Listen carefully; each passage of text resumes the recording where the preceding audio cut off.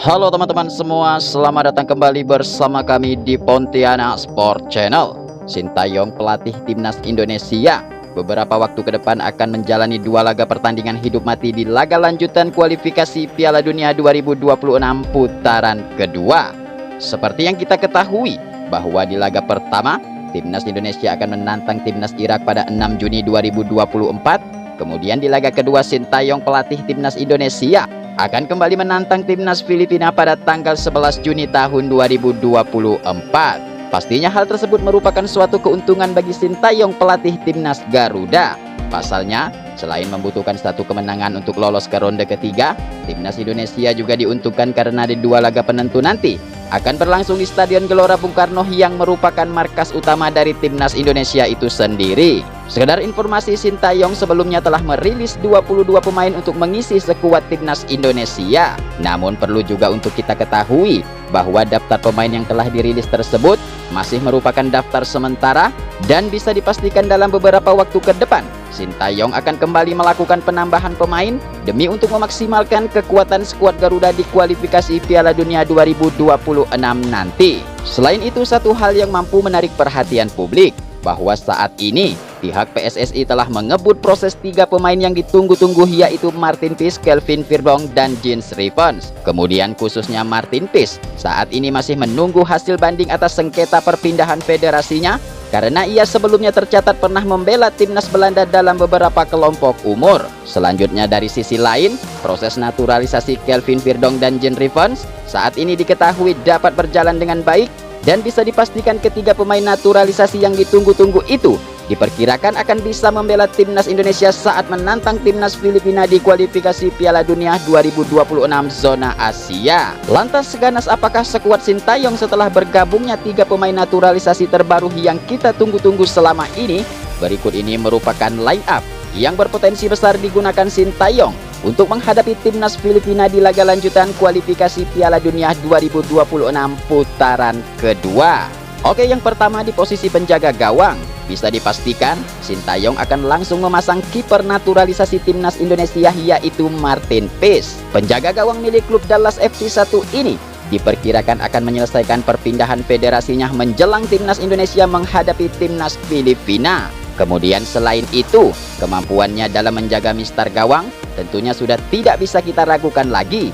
Bahkan kiper berusia 26 tahun satu ini juga pernah menggagalkan 2 kali tendangan Lionel Messi saat klubnya Dallas FC melawan Inter Miami di Liga Utama Sepak Bola Amerika Serikat. Tentunya dengan penampilan apik yang telah ditunjukkannya, sepertinya Sintayong, pelatih timnas Indonesia, akan langsung memasang dirinya saat timnas Indonesia versus timnas Filipina di laga lanjutan kualifikasi Piala Dunia 2026 putaran kedua. Kemudian selain itu, dengan bergabungnya Martin Peace di skuad timnas Indonesia, juga diharapkan untuk bisa menularkan pengalaman berharga bagi Hernando Ari yang merupakan kiper muda yang dimiliki timnas Indonesia saat ini. Kemudian di posisi barisan belakang, sepertinya Sintayong diprediksi akan memasang 3 pemain bintang seperti Jai Itzes, Justin Hapner, dan Rizky Ridho. Pada laga melawan timnas Filipina nanti, sepertinya Sintayong akan langsung menurunkan pemain abroadnya, yaitu Jai Itzes dari awal pertandingan.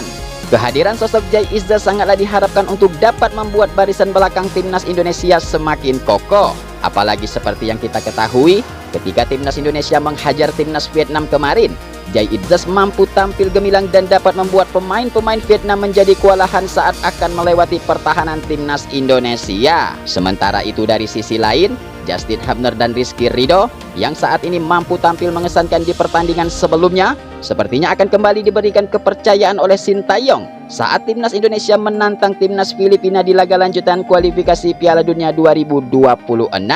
Pada laga melawan timnas Filipina nanti, Justin Hapner sangatlah diharapkan untuk mampu kembali tampil apik seperti di pertandingan-pertandingan sebelumnya.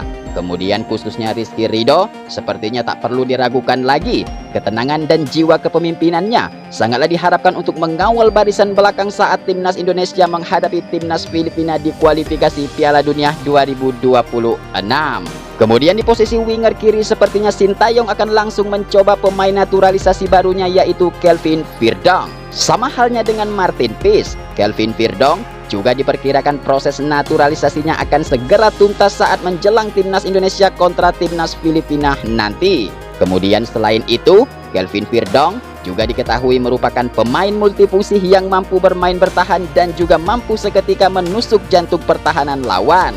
Memang saat ini posisi gelandang kiri telah diisi pemain-pemain berkualitas seperti Pratama Arhan dan Saini Patinama. Namun dengan kehadiran Kelvin Virdong, sepertinya Sintayong akan segera memberikan kesempatan kepada dirinya untuk mengawali debutnya sekaligus untuk menguji kualitas dan kemampuannya saat timnas Indonesia kontra timnas Filipina nanti. Selanjutnya untuk posisi gelandang tengah ada nama Nathan Chuon. Nathan Chuon juga merupakan pemain multifungsi yang dapat bermain di posisi gelandang bertahan maupun posisi menyerang. Selain itu, kemampuan skill yang dimilikinya, Nathan Chuon juga mampu membuat lini tengah timnas Indonesia semakin solid saat akan merancang serangan. Apalagi pengalamannya saat bermain di luar negeri, tentunya diharapkan untuk bisa memberikan kontribusi yang baik bagi rekan-rekan yang lain ketika timnas Indonesia menantang timnas Filipina nanti.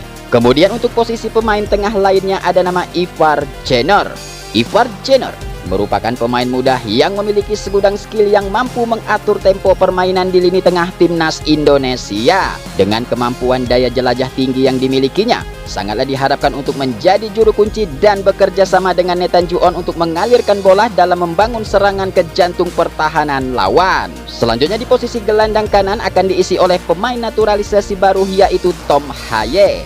Tom Haye sejauh ini dinilai telah berhasil meluluhkan hati Sintayong ketika ia membela timnas Indonesia menghadapi timnas Vietnam di kualifikasi Piala Dunia 2026 kemarin. Kemudian selain ahli dalam membangun serangan, Tom Haye juga mampu bermain bertahan saat timnas Indonesia mendapatkan tekanan dari tim lawan. Dengan penampilan gemilang dan pengalaman luar biasa yang dimilikinya, tentunya Sintayong akan kembali mengandalkan dirinya untuk mengawal barisan kanan saat skuad Garuda berjuang melawan timnas Filipina di laga lanjutan kualifikasi Piala Dunia 2026. Kemudian untuk posisi penyerang kiri akan diisi oleh Ragnar Oratmangun.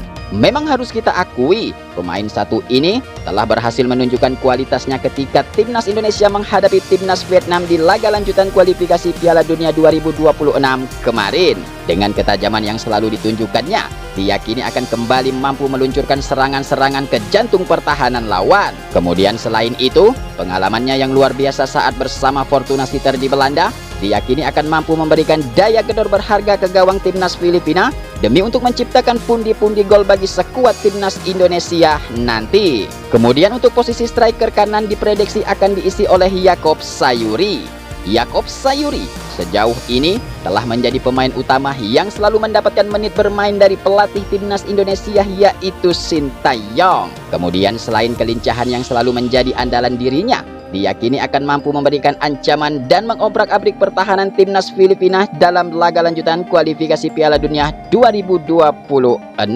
Selanjutnya untuk posisi striker depan ada nama Rafael Strike. Pemain milik klub Edo Den Haag 1 ini sepertinya akan kembali mendapatkan kepercayaan dari pelatih timnas Indonesia yaitu Sintayong.